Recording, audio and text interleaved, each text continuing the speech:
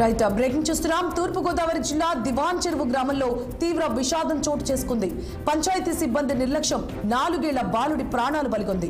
గ్రామంలో తవ్వి వదిలేసిన గుంతలో పడి 4 ఏళ్ల బాలుడు మృతి చెందడంతో విషాద ఛాయలు అలుముకున్నాయి. దినసరి కూలీ పనులు చేసుకుని జీవించే దుర్గారావు మణెమ్మల కుమారుడు శ్రీను ఆడుకుంటుండగా ప్రమాదవశాత్తు 4 అడుగుల గోతులో పడిపోయాడు.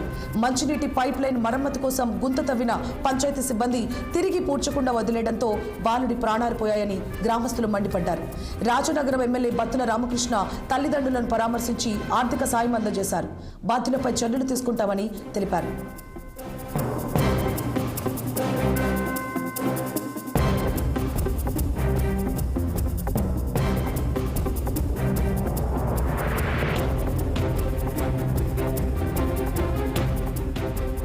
రైట్ ఇక తూర్పు గోదావరి జిల్లా దివాన్ చెరువు గ్రామంలో తీవ్ర విషాదం చోటు చేసుకుంది.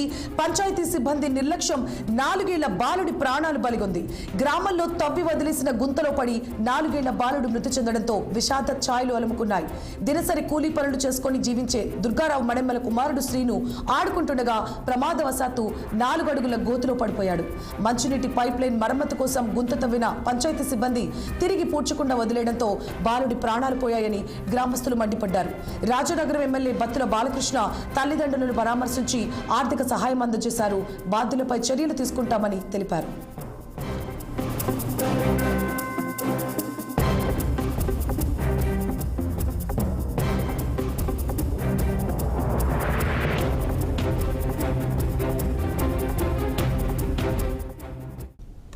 రైట్ ఇక తెలంగాణ రైతాంగం ప్రకృతి వ్యవసాయంపై ఫోకస్